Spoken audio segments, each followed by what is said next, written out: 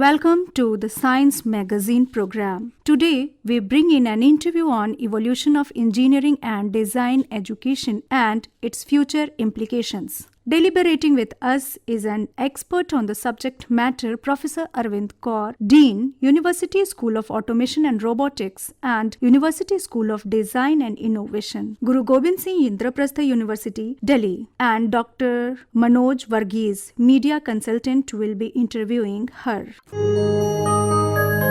Today, we are going to discuss a very important topic on evolution of engineering and design education in the era of Industrial 4 and its future in the era of Industry 5. We have with us today Professor Arvinder Kaur, who is the Dean, University School of Automation and Robotics and the University School of Design and Innovation from GGSIPU University of Delhi. We all are aware with the first industrial revolution, which used to stream to mechanize production, which was a necessity once upon a time. The second industrial revolution introduced the electricity and mass production. The third revolution brought computers and automation. Now, we are in the fourth industrial revolution, that is Industry 4. And this one is different. It is not just about machines, it is about smart machines, real-time data and intelligent systems that can make decisions without the human help. And we would like to ask you, how is this new industrial revolution different from the traditional one? What are the new courses available in the market?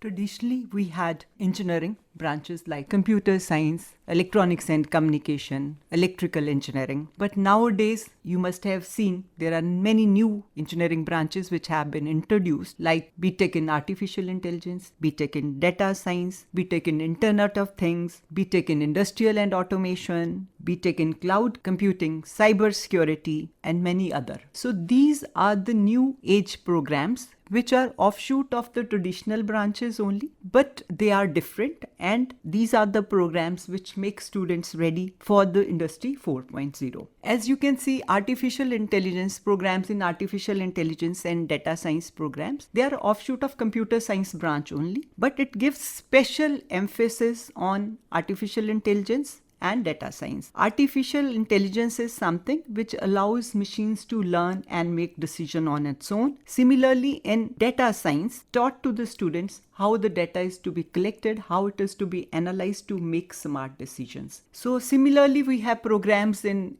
Internet of Things, which is offshoot of electrical and communication engineering branch. But here the emphasis is on smart devices and how those smart devices communicate with each other. We also have programs in robotics and automation, where it is introduced that how machines can do certain tasks faster, better, and without breaks as compared to human beings. Some certificate courses, diploma courses have also been introduced in cloud computing, and this program is about how to store and access data over the internet. Not only data, other applications also over the internet. So these programs are basically offshoot of the programs of computer science, electronics and communication, electrical engineering, mechanical. They have come up from those programs only, but giving special emphasis on making smart decisions, smart devices. This is the time when class 12 pass out students, they are filling in the application forms and they are at the crossroads on deciding which course they should opt for, which institute they should opt for. Would you like to give some inputs to our young students who are just passed out from the school and who would be looking to make a career? Most of these programs are being offered in IITs, NITs, in government universities like Delhi Technical Universities, NSIT, Guru Gobind Singh Indraprastha University, and many private universities are also offering these programs. In most of the government universities or institutes, the admission is through JEE Main, which is a national level test. So after 12th, students appear for these JEE Main exam. Apart from the IIT, where they have to give 2 level of test, otherwise most of the institutes are taking admission on the basis of JEE Main exam result. So students can opt for these programs on the basis of JEE Main program. Some of the universities or private colleges also have their own admission criteria, where they take on the basis of 12th examination result, or they have their own entrance test. But normally at the overall level, if you see, most of the admissions are on the basis of JEE. So after 12th, student has to appear for JEE exam and then has to select which program they want to go. There would be number of branches of engineering, but they have to decide that which branch they really want to opt for. So does that mean that all those students in class 12th who would have opted for physics, chemistry and maths, they are eligible to take up this course? Right, they are eligible. But does they require any special infrastructure for it, or is it the normal engineering courses which could be made available for the students? Suppose we are offering, an institute is offering programs in robotics and automation. So some industrial robots, 3D printing machines, industrial robotic arms, these kinds of equipment would be required so that students have hands-on experience on these. Similarly, if we have programs IoT, Industrial Internet of Things, labs would be required, smart sensors are there, so that students can use those sensors and make devices talk to each other using those sensor devices. So these all systems, these all programs require some high-end machines, some high-end equipment, so as to give the students hands-on experience. Like the students who are the pass out after doing from these courses, how can they make their career? Because every parent or every student who would be just trying to applying for the colleges, they would be intended to find out which are the courses or the institute which would really click them with some industries for their job.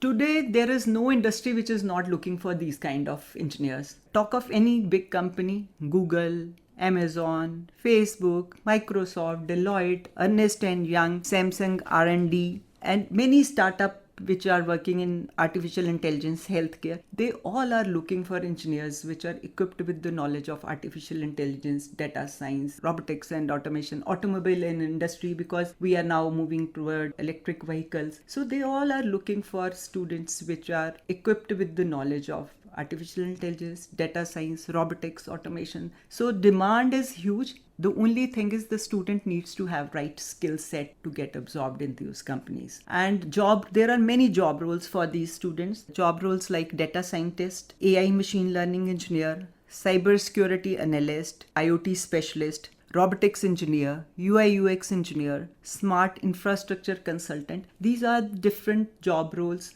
which the student can opt for after graduating from these programs. So do you mean to say that immediately after coming out from the BTech course, they would be absorbed? Yes, most of them have the skill set. Demand is huge in the industry. Now, since you have given the glorious things about this course, I would like to know what are the challenges attached to these courses? Challenges attached in these courses are there is a skill gap because this industry is growing at a very large pace. So the learning rate has to be very high in these programs. Again, as we also talked about, that initial cost of setting up labs in these new areas is also huge. That's also one of the challenge being faced. Another challenge which everybody of us must have seen is the cybersecurity risk, because all of data is on the net. As you also must have on your mobile phone, you must have many information about your banking information. Everything is on our devices.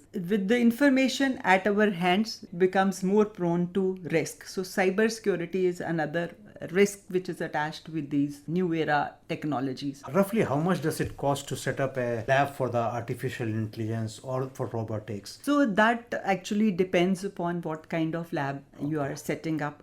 What is the number of students which you are trying to cater to? So double the cost of a normal system if you have a system with the GPU with high computing capability if you buy. Similarly, for the robotic arm, that depends upon what kind of robotic arm you buy. The cost is comparatively high normal equipments. Now, since you are associated with GGSIPU, how about the rate of placement that is happening? That's one thing. Second, are you able to connect those students with the industries? Many industries are internship options. After second year, for 4 weeks, students go to the industry. After third year, for 6 weeks, students go to the industry. And 8th semester complete is industrial based training, or they can opt for some research project. So 3 times the students are given the opportunity to go to the industry and also have an industrial experience. So that helps students to be ready for industry. Okay. As you were saying that by the time the students will come out from this BTech courses learning artificial intelligence or robotics or design, do you foresee that some other new courses will evolve, and as the new technologies are evolving every day, do you think that this will be again getting outdated? This is not getting outdated. Even the traditional branches have not become outdated. These are the offshoot offshoot of those traditional branches only. As the new technology comes, new challenges come, so we really have to update ourselves. We are in the industry 4.0 revolution, and industry we have started talking about industry 5.0. Rather than robot taking your job, it is robo working with human. We have robo which is doing the job at which the robo is good at, and human also working with it. So now the emphasis on, rather than robo replacing humans, it is robo working with human. Similarly, there is more emphasis on hyper personalization. If I take an example from the education sector, so rather than I teaching the whole class at the same pace, depending upon the learning capability of the student, different students are taught at different levels. So those kind of hyper personalization is the role of industry 5.0. Technologies that recognize and respond to human emotions. That might be the future area. For example, artificial intelligence in mental health applications, empathetic chatbots which can understand what my emotion is and accordingly reply to my questions. So these are the new things which would come up with Industry 5.0, and we will have to, education again would need to cater to those requirements also. Combination of maybe a course in human-centered robotics, maybe a course on artificial intelligence and ethics, because with artificial intelligence there are many concerns of ethics. So these are the new programs which would come up the days to come. I think that gives a ray of hope, because there has been a lot of debate. Robots will, replace the human beings. That was great fear. But now, since you have mentioned that there is what is evolving is human plus robot. I think that makes more, comfortable thing for many of the researchers also, because if they both work together, I think there could be a fusion and a lot of good things could happen. Because in the recent times, we have been emphasizing on smart cities and the infrastructure, the new technologies being implemented. Almost 100 such smart cities have been identified and the work is going on. Do you think that these courses which you just mentioned, which will really make a difference in these smart cities? Yes. Because smart cities is all about artificial intelligence, data science, Internet of Things, robotics, automation. These all are going to be part of smart cities. So if the students are skilled in these areas, it would definitely help developing smart cities in India. And we will have our own students ready to take up the challenges of smart city. And do you again fear the brain drain which could happen? Once upon a time it was said that, we invest and we bring out the best of the brains, but they all move out. So do you think that brain drains will happen, or is that also a challenge somewhere? Brain drain has always been there until and unless we are able to give the students the same innovation, same challenges which they find there. It would take some time, but I hope there would be some day when students would like to, although there have been now in last few days, there have been some changes, students which are opting to stay in India. It is brain drain is both ways. Sometimes the student go out, they learn something from there and they are returning also. Yeah. To conclude, maybe I would just like to ask you, what would be the message for our audience, one, and just say a few words about Industrial Revolution 5.0 also. Message to the students is that they match their interest to the subject which they want to study. Just because somebody else is studying this course, I also want to study this course is not the right way, because every student has its own capabilities, has its own strengths and weaknesses. So you need to look at your strength and match the course with your strength, and whatever the course, if you are good in that, you will have ample opportunities in those courses in the days to come. Again, want to know features of Industry 5.0, humans with work along with the machines in this. Then it is also about hyper-personalization. So that is another feature of Industry 5.0. Then sustainability and resilience is another feature of this, where the emphasis is on green technologies, circular economy, and ethical practices. Ethics, inclusion, and purpose. Whatever we are doing, focus should be on responsible innovation, fairness, privacy, transparency, and societal well-being. So these are certain features of Industry 5.0. Thank you, Professor Arvinder Kaur. I think you have shed light on many of the upcoming courses which many of the students would be benefited with. And I'm sure that in the days to come, many of the students will plan to make a career out of these new courses. Thank you. Thank you so much. With this, today's Science Magazine program comes to an end. This broadcast came to you from Indraprastha channel of Akashvani, Delhi.